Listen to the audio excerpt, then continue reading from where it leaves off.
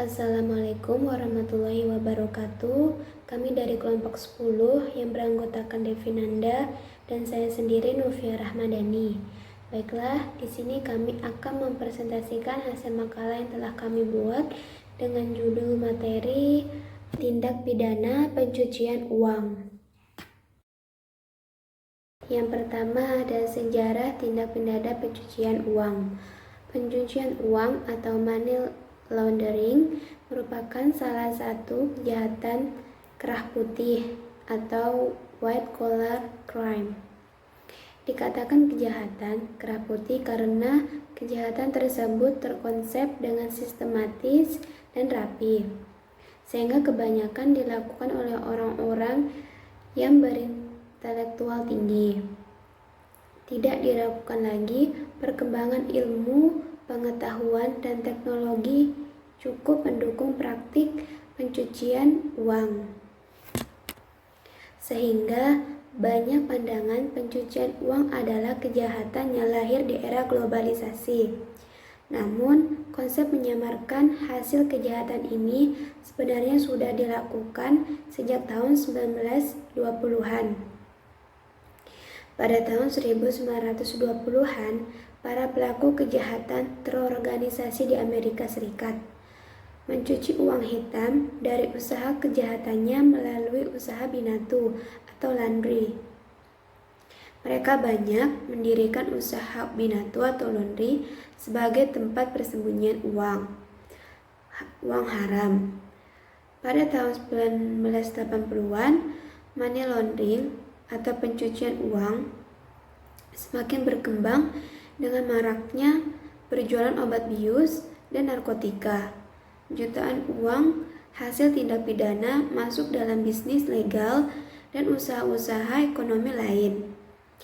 Pada era ini muncul istilah-istilah seperti narkodolar atau drug money yang digunakan untuk memperhalus makna dari money laundering atau pencucian uang agar dapat dimasukkan ke dalam sistem keuangan. Yang selanjutnya yaitu pengertian tindak pidana. Istilah tindak pidana berasal dari bahasa Belanda yaitu strafbaarheid yang terdiri dari 3 suku kata yaitu straf yang berarti pidana, bar yang berarti dapat atau boleh, dan feit yang berarti perbuatan. Jadi, secara sederhana, tindak kelakuan orang yang begitu bertentangan dengan keinsyafan hukum sehingga kelakuan itu diancam dengan hukuman, asal dilakukan oleh orang yang karena itu dapat dipersalahkan.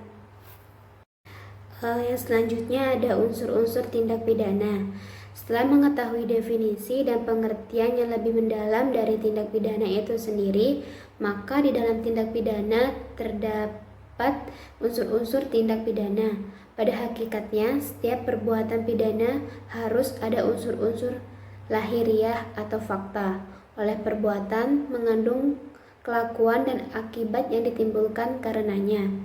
Keduanya memunculkan kejadian dalam alam lahir atau dunia. Adapun unsur-unsur tindak pidana itu terbagi menjadi 2. Yang pertama unsur objektif dan yang kedua ada unsur subjektif. Baiklah, unsur objektif. Yang pertama unsur objektif. Unsur yang terdapat di luar si pelaku. Unsur-unsur yang ada hubungannya dengan keadaan, yaitu dalam keadaan di mana tindakan-tindakan si pelaku itu hanya dilakukan terdiri dari yang pertama sifat melanggar hukum, yang kedua kualitas dari si pelaku, dan yang ketiga kausalitas.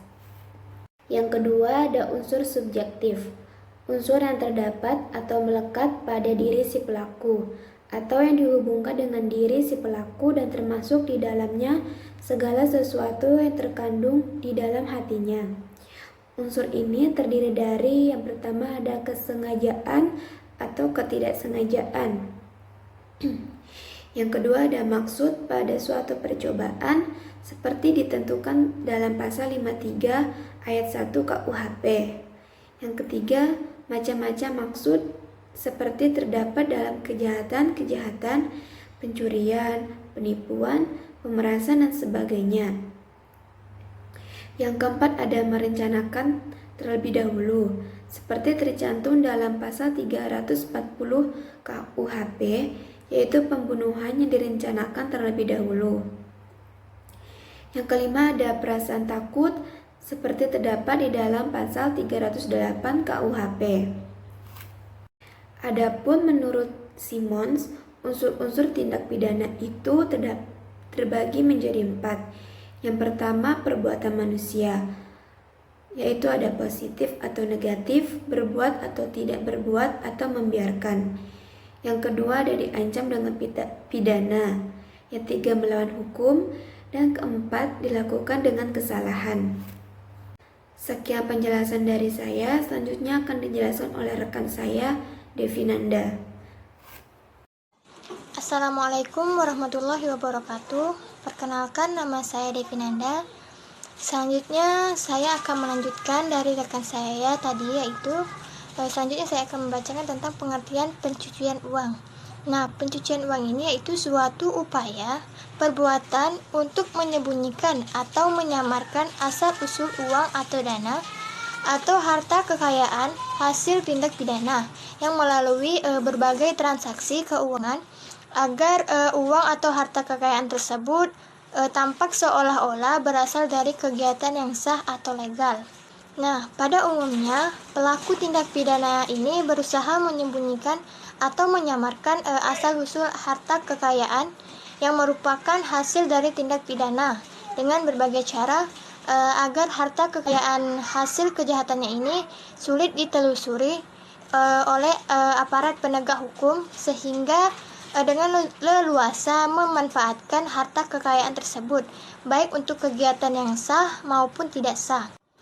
Nah, oleh karena itu, tindak pidana pencucian uang ini tidak hanya mengancam stabilitas dan integritas saja dari sistem perekonomian dan sistem keuangan, melainkan juga dapat membahayakan kehidupan masyarakat, bangsa maupun negara. Selanjutnya yaitu ada proses-proses pencucian uang, di mana proses pencucian uang ini ada 3.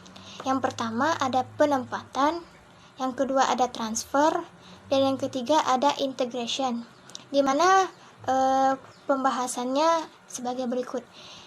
Yang pertama penempatan, yakni dengan memindahkan uang haram dari sumber di mana uang itu diperoleh untuk menghindarkan jejaknya, atau secara lebih sederhana agar uang haram itu tidak diketahui oleh pihak penegak hukum. Yang kedua itu ada transfer, di mana dalam tahap ini transfer ini memisahkan hasil tindak atau memindahkan hasil tindak pidana dari sumbernya, yaitu tindak pidananya melalui beberapa tahap transaksi keuangan untuk menyembunyikan asal-usul dari dana tersebut.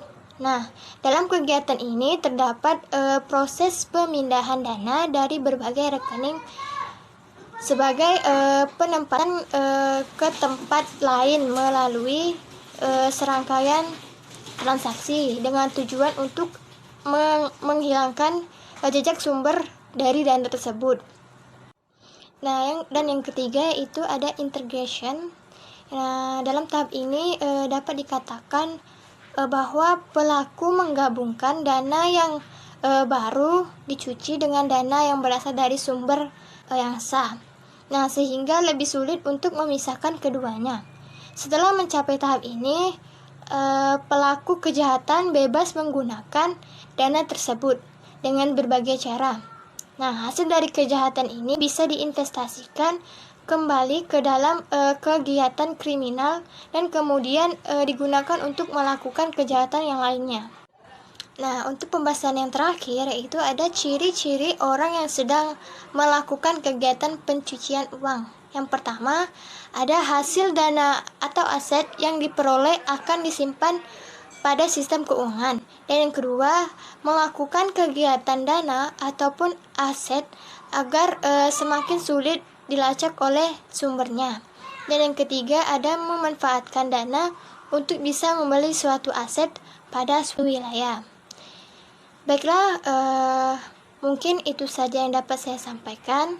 Kurang dan lebihnya saya mohon maaf. Wassalamualaikum warahmatullahi wabarakatuh.